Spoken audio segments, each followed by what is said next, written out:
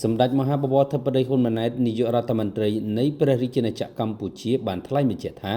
រាជរដ្ឋាភិបាលស្ងាត់តែមិននៅស្ងៀមនោះទេគឺបានគិតគ្រប់មុខព្រួញទាំងអស់ដើម្បីដោះស្រាយទាំងកងទ័ពជនភៀសសឹកអ្នកវិលត្រឡប់មកពីប្រទេសថៃនិងមានគោលដៅសំខាន់គឺការពារអាយុជីវិតទ្រព្យសម្បត្តិទឹកដី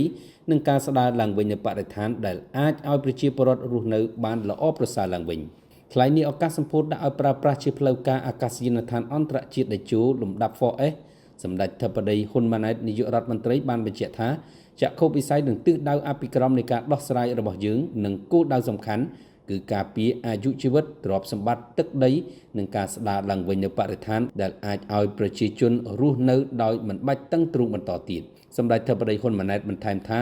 អ្នកដោះស្រាយគឺមើលគ្រប់កន្លែងទាំងអស់គិតទាំងអស់ទាំងសភាពការនៅជួរមុខត្រូវដោះស្រាយបែបណាជនភៀសខ្លួនដែលតម្រូវឲ្យមានការស្នាក់នៅកន្លែងផ្សេង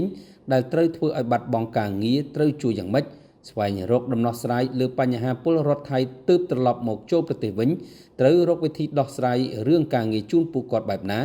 រដ្ឋាភិបាលគិតគ្រប់ទិដ្ឋភាពទាំងអស់បងប្អូនអាចឆ្ងល់ថារដ្ឋាភិបាលស្ងាត់ស្ងៀមអត់ធ្មត់ឥឡូវទៅជាឌឺដងរឿងស្ងាត់ស្ងៀមអត់ធ្មត់ដោយសារកន្លែងនេះមើលឃើញដោះមិនចេញកន្លែងនោះមិនចេញខ្ញុំសូមឲ្យបងប្អូនយល់អំពីអត្ថប្រយោជន៍របស់វាទី1រាជរដ្ឋាភិបាលស្ងាត់តែមិនស្ងៀមទេយើងធ្វើសកម្មភាពទាំងអស់ដោយខ្ញុំរើសមិញហ្នឹងអភិក្រម2នេះសម្រេចបានមិនមែនដោយចៃដន្យទេគឺយើងធ្វើការងារសកម្មតម្រាំតបានបត់ឈប់បាញ់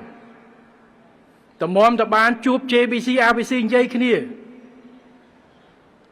តម្រាំតបានយើងមានក្រុងកិច្ចចរចាសន្តិភាពក្រោមធិបតីភាពរបស់អាដាម Donald Trump មិនមែនជាការងារដែលយើងស្ងៀមឲ្យកើតមានទេគឺការខិតខំប្រឹកប្រែងទី2រដ្ឋាភិបាលស្ងាត់ស្ងៀមអញ្ចឹងប្រហែលជាបោះបង់លែងយកចិត្តទុកដាក់ប្រជាពលរដ្ឋឃើញតែគេជួយកងទ័ពឃើញអីរត់ស្ងាត់ស្ងៀមទុកប្រជាជនទុកទ័ពចោលអត់ទេការទទួលខុសត្រូវរបស់រាជរដ្ឋាភិបាលគ្រប់ជាន់ថ្នាក់រាយនិយាយពីរដ្ឋាភិបាលគឺពីរាជនាយករដ្ឋមន្ត្រីរហូតទៅដល់អភិបាលស្រុកមេឃុំរហូតទៅដល់កងកម្លាំងនៅកម្ពុជា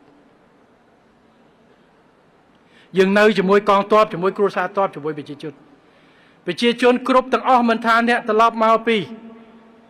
ថៃយើងខំប្រឹងរកការងារមិនទាន់បានទាំងអស់យើងខំប្រឹងភ្ជាប់ថែមទៀតឲ្យប្រជាពលរដ្ឋជនភៀសខ្លួនរាប់ម៉ឺននាក់កាលមុនរាប់សែននាក់យើងខំរៀបចំកន្លែងឲ្យព្យាបាលជំងឺអីផ្សេងនៅជាប់ជាប្រចាំគ្រួសារទ័ពដែលត្រូវចលះខ្លួនពីជាមុខមកយើងខិតខំរកងទ័ពនៅជួរមុខដែលវិរៈកងទ័ពរបស់យើងដែរយើងធ្វើការងារជាប់ជាប្រចាំជួនប្រជាពលរដ្ឋរឿងដែលរងគ្រោះនៅប្រៃចាននិងជោគជ័យយើងបន្តជួយបែបបោះបង់គាត់ចោលទេជាអកុសលវាមានកើតហេតុប៉ះពាល់ប្រមាណគ្រួសារយើងមិនបោះបង់ការជួយនិងការខិតខំស្ដារឡើងវិញនោះទេប៉ុន្តែយើងទប់សភាពការដែលបើសិនជាយើងមិនស្រួលមិនមែនមានតែប្រមាណផ្ទះហ្នឹងទេពេញភូមិបាទប្រមាណភូមិហ្នឹងអាចនៅក្នុងអត់ផ្ទះរាប់ពាន់ខ្នងទៅអាចរៀលអ្នកប៉យប៉ែតនៅនឹងទៅរាល់ថ្ងៃអត់បើយើងធ្វើមិនទប់សភាពការបានខុសគ្នាតែប្រមាណគីឡូទេបើគ្រាប់ចាប់ផ្ដើមផ្លោងគ្មានអ្នកប៉យប៉ែតនៅនោះទេសូមជម្រាបថានៅក្នុងរយៈពេលចំនួនព្រំដែនជាមួយថៃរយៈពេលជាង3ខែមកនេះ